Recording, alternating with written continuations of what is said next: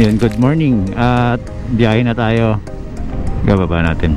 Ayan, sobra. Ayan. So medyo tumatakbo tayo ng sagad 45 43 kaya na nag 45 tayo. Hindi ko po ginagawa yung 3 para medyo relax pa rin po yung battery natin. Not unless talagang pwede tayo magwalwal. Kaya lang hindi natin mesa-charge agad to, kaya medyo tipid-tipid. Lagi po tayong ganun ang iisipin natin dito sa e-bike eh. Kailangan calculated lahat ng galaw natin dito. Yes! So yun, so planning, may pinaplano tayo pero sana kayanin natin makapag-ipon. Plano natin palitan yung ano nito, controller. May ka-canvas tayo. Nice. Bakit gusto kong magpalit ng controller? Kasi po medyo naalangan na talaga ako sa ano niya, sa delay nung ano niya, throttle. Kumbaga lalo na po pagpaahon eh nabibitin po. Wow. Saka alam niyo po ba na kahit pa paano persado po yun eh umiinit po yung hub kapag bumibelo, yung nakaano ka na, naka-throttle ka na pero hindi pa rin kagad na andar ng paahon na paahon. Pero kung patag okay lang po kasi yun talaga design niya. Sige. Nakita ng ano magbababa eh, tututukan pa eh. So yun, nandito ako sa lane ng medyo alanganin para kung sakali pwede pa rin tayo sa bike lane. So yung mga hindi pa masyadong sanay sa highway, mag ano lang po kayo, bike lane lang po kayo para safe po kayo, lalo na wala kayong license.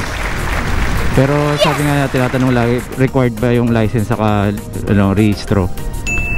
Para sa akin po required, kaya lang po hindi naman po kayo LTO.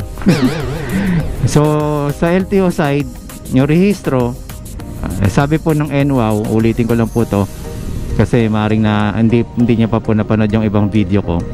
Sabi po ng NWOW, hindi daw po nare-rehistro yung WSP. Sabi po ng LTO sa kanila. So yung lisensya, para sa akin naman po, yun po eh, nasa sa inyo na po yun kung gusto nyo pong may laban sa kalsada. Kahit pa paano po, makakapag-ingat kayo, aware kayo kung paano yung mga basic. Eh, maganda nga po ngayon, may ano na eh, may exam na. Hindi katulad dati, kami po ay natuto lang sa owner. Ayan, so papasok yan dyan, pipilit yan, kaya buka na tayo dito sa kabila. So nakita na natin, ganyan po ang senaryo. Maaaring kayo po, hindi pa kayo kumukuha ng lisensya, ibig sabihin hindi kayo nakakapag-drive pa sa highway. Yung pagdadrive madali, pero yung diskarte sa kalsada, mahirap po din yun. Kailangan nyo pong malaman yung mga kawalang disiplina po ng mga Pilipino. Kasi hindi lahat po talaga tumatawid sa tamang tawiran. So yun yung mga problema natin dito. Kung napanood nyo po yung nasagasaan sa Lagro, ayun, durog po yung buong katawan niya. Truck po yung nakasagasa, nakaladkad pa. Eh imagine nyo po, kung wala kayo lisensya, hindi kayo aware sa mga ganong senaryo. Pero sabihin na natin, aksidente yun eh. Kaya lang, mas mabuti may alam kaysa po walang ano. O sige nga po, aksidente. O hindi nyo sadya. Alam nyo po ba yung batas? Paano po yun? Paano yung magiging senaryo nyo? Yes! Diba? Hindi nyo po alam anong magiging ano na, ang iniisip nyo po, kulong kagad. O eh hindi naman po sadya yun. Yes, may kaso po yun kahit po hindi sadya. Pero meron po siyang may potential naman po siyang makalabas dahil po mapawalang sala yun. So depende po yan sa kaso, sa mga gahawak ng kaso, kaya po tayo may mga abogado din dyan.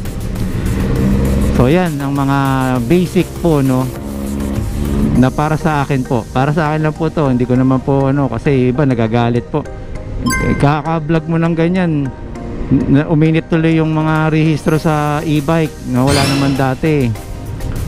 Well, nasa sa inyo po yun. Ang dami po na disgrasya, di ba? Kaya po uminit yan, hindi po dahil sa akin, dahil talamak po yung mga nagpo-post na video na ang nagmamaneo minor. tapos makakasagasa, tapos nakakaabala. Ay, nakakaabala no nakaraan, bumbero. Gumit na pa yung e-bike, di ba? Dapat yung tatabi kagad. Kasi nga emergency yun. Kung inisip nila yung sarili lang nila, eh wala. Eh yung bombero mas marami pong ililigtas din na pupuntahan eh. Ayun ang doon. Naiirita ako dun sa busina sa likod ko. Wala naman siyang makutama, nauna pa rin ako sa'yo. Ayun, bomba. Ayan. So ayan, paagam na tayo. Kahapon si Boss Mark, sinusundan ko, kala ko tuloy big bike din yung dala ko.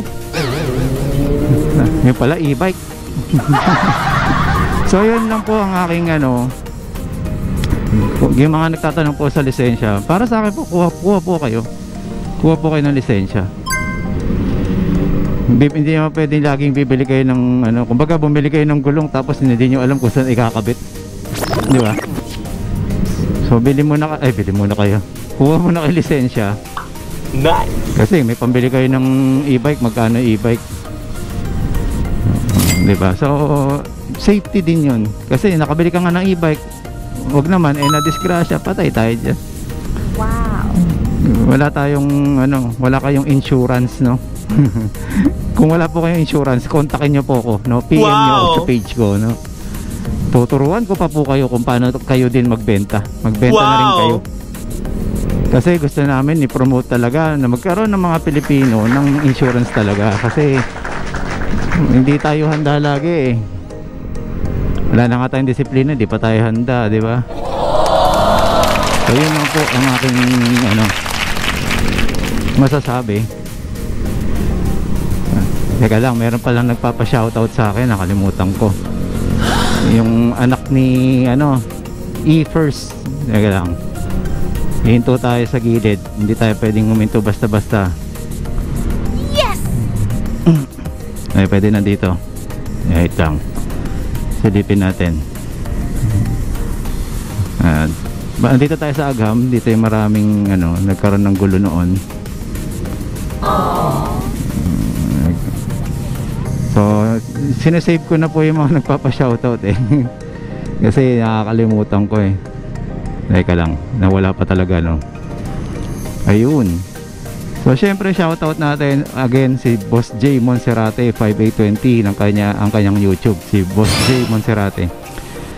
Ayun, kay E-First Gaming, Freya, tingin ko Freya, Silent J, no? So shoutout sa inyo ng anak mo. Maraming salamat sa pag-support sa aking munting channel, no? Ayun. So once again, thank you po. Dito na po tayo sa may Paagham. At palabas na po tayo ng Quezon Avenue, then EDSA na po. So wala pa rin pong balita about sa rehistro. Nakahang pa. So mas mabuti na pong handa kayo. Kaya lang po sa mga balak pa lang bumili, mag-isip na po kayo. Para sa akin, mag-isip na po kayo kung kukuha kayo ng WSP dahil hindi siya nare-rehistro. Kasi baka dun sa subdivision nyo lang siya magamit.